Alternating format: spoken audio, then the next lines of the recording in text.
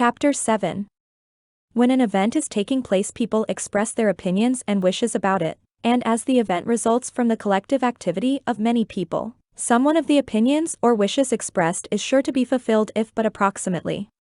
When one of the opinions expressed is fulfilled, that opinion gets connected with the event as a command preceding it. Men are hauling a log. Each of them expresses his opinion as to how and where to haul it. They haul the log away, and it happens that this is done as one of them said. He ordered it. There we have command and power in their primary form. The man who worked most with his hands could not think so much about what he was doing, or reflect on or command what would result from the common activity, while the man who commanded more would evidently work less with his hands on account of his greater verbal activity.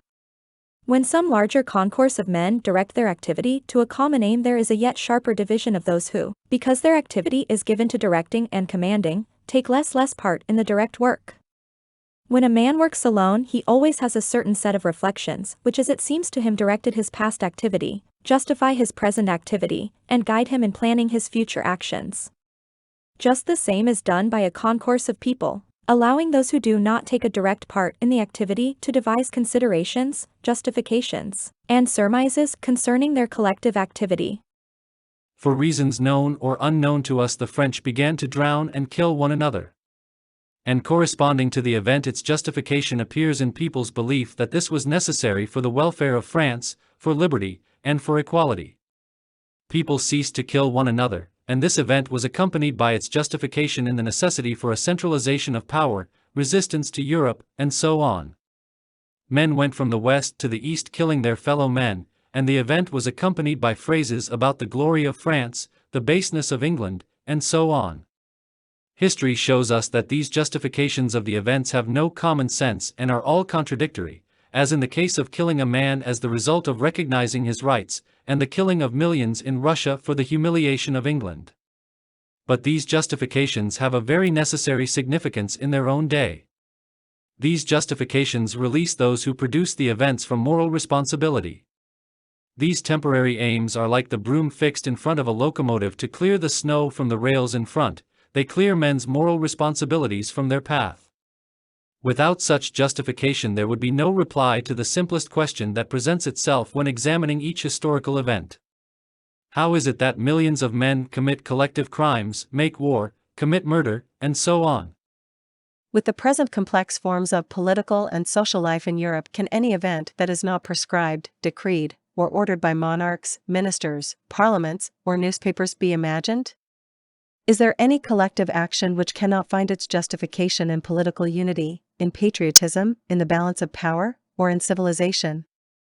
So that every event that occurs inevitably coincides with some expressed wish and, receiving a justification, presents itself as the result of the will of one man or of several men.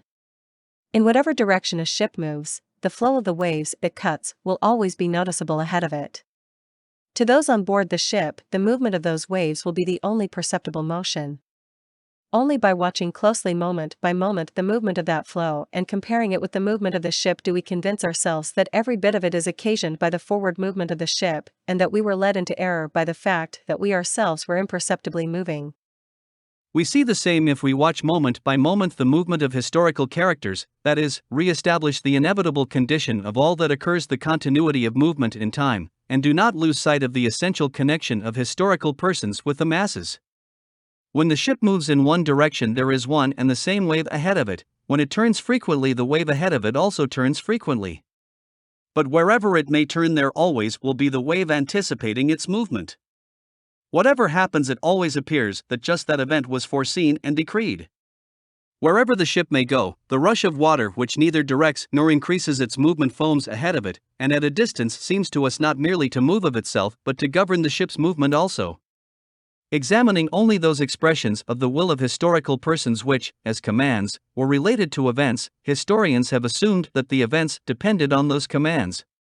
But examining the events themselves and the connection in which the historical persons stood to the people, we have found that they and their orders were dependent on events. The incontestable proof of this deduction is that, however many commands were issued, the event does not take place unless there are other causes for it, but as soon as an event occurs, be it what it may, then out of all the continually expressed wishes of different people some will always be found which by their meaning and their time of utterance are related as commands to the events. Arriving at this conclusion, we can reply directly and positively to these two essential questions of history. 1. What is power? 2. What force produces the movement of the nations? 1.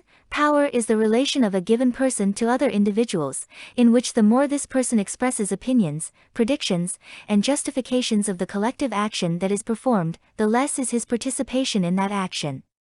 2. The movement of nations is caused not by power, nor by intellectual activity, nor even by a combination of the two as historians have supposed, but by the activity of all the people who participate in the events, and who always combine in such a way that those taking the largest direct share in the event take on themselves the least responsibility and vice versa. Morally, the wielder of power appears to cause the event; physically it is those who submit to the power. But as the moral activity is inconceivable without the physical, the cause of the event is neither in the one nor in the other but in the union of the two. Or in other words, the conception of a cause is inapplicable to the phenomena we are examining. In the last analysis we reach the circle of infinity, that final limit to which in every domain of thought man's reason arrives if it is not playing with the subject. Electricity produces heat, heat produces electricity. Atoms attract each other and atoms repel one another. Speaking of the interaction of heat and electricity and of atoms, we cannot say why this occurs, and we say that it is so because it is inconceivable otherwise, because it must be so and that it is a law. The same applies to historical events. Why war and revolution occur we do not know. We only know that to produce the one or the other action, people combine in a certain formation in which they all take part, and we say that this is so because it is unthinkable otherwise, or in other words that it is a law.